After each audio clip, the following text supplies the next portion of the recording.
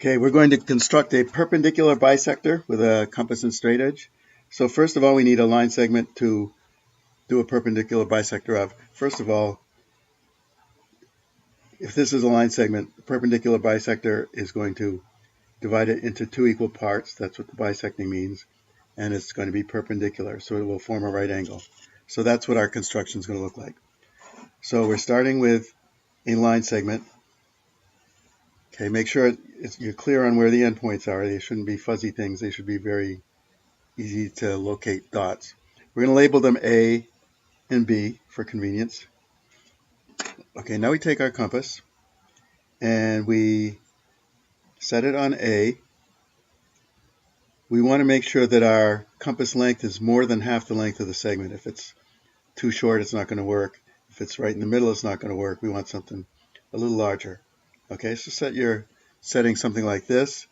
Do an arc on top and an arc on the bottom. Okay. Then we're going to go over to B without changing the length of our compass setting. We're going to set the compass point on B and do the same thing. Do an arc here and an arc here. So those arcs should cross each other. If they don't cross each other, it means you haven't made one long enough, so just go back and fix that. We're going to use these two new points here. Let's call them C and D. And we'll connect them. So CD is now a perpendicular bisector of AB. So that means we have a right angle here at point E. Let's call this point E.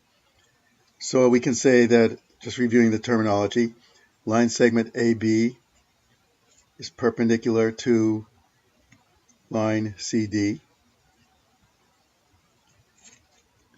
And we can also, since it's bisected, we could mark the parts as equal with one mark on each. We could say AE equals EB. Those measures are equal. And we can say E is the midpoint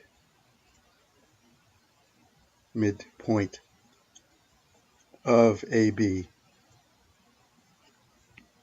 Okay. A similar construction, if we just have a line and a point on it, and we want to construct a perpendicular to go through that line, that point, we start at point C, take our compass setting. I'm going to make it a little smaller, not that I need to, but just so I have room.